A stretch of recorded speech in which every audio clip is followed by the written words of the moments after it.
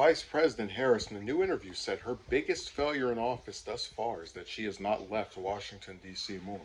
Asked by CBS's Margaret Brennan what her biggest failure as vice president has been up to this point, Harris said it was to not get out of D.C. more, eliciting a laugh. She emphasized the importance of talking with Americans who are directly impacted by the work she does on a number of key issues, including voting rights, child care, and maternal health. On issues that are about fighting for anything from voting rights to child care to one of the issues that I care deeply about maternal health, being with the people who are directly impacted by this work, listening to them so that they, not some pundit, tells us what their priorities are, I think is critically important, Harris said in the interview, which will air Sunday.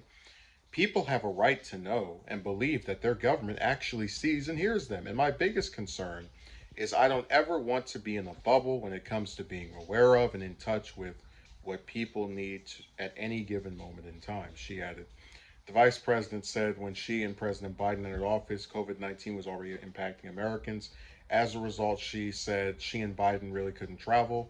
A large part of the relationship that he and I have built has been being in this, together in the same office for hours on end, doing Zooms or whatever, because we couldn't get out of DC, she added. Harris has traveled within the United States and internationally a number of times throughout her first year in office. She visited Georgia, Pennsylvania, Wisconsin, and the southern border, and made stops in Guatemala, Mexico, Vietnam, Singapore, and Paris, according to the Los Angeles Times, which tracks the vice president's events. Her first year in office, however, has at times been dominated by political difficulties. She is overseeing a portfolio of contentious issues, including voting rights and the root causes of migration, which have been difficult to address in the short term. Harris is widely seen as a future Democratic presidential candidate who could be Biden's successor either in 2028 or in 2024 if Biden chooses not to run. Biden will be 82 in 2024 and said this week he intends to run as long as his health is good. So this is not too surprising because I remember, they for a lot of the first year, and admittedly, I've only seen this happen with Biden and Pence because when Cheney entered office, I was two. So um, it is a common thing for a lot of VPs, if you will, to be sort of the spokesman for the president as far as like the sometimes the international one, the domestic one, where they just travel around to these different places promoting his ideas. And because of the situation with this virus and restrictions, people not being able to travel, she really hasn't been able to do that. So this is gonna be one of the few times where I do kind of get the point of being, you know, unable to go anywhere and just doing these Zoom calls because I can imagine it'll be very annoying to just have to sit in this one spot and talk like this to somebody for hours on end.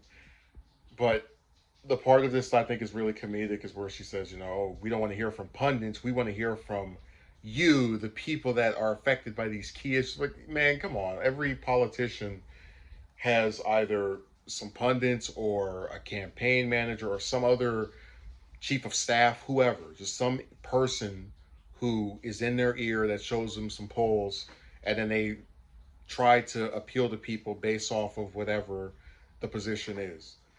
It's so funny. They always try to do this like thing of I care so much about the people, and that's why I am so worried about being able to go around and hear them. It's like I remember when she was attorney general of my state and when she was senator for the brief time that she was. I very seldom recall seeing her holding any public events. Pretty much, unless it was some convention speech, or some other like anniversary esque type of thing. You didn't really see her anywhere. Like you didn't see her giving town halls or going to a bunch of different schools. It's such a joke, man. Just with these people and pretending to be so invested in the common man. Like, give me a break.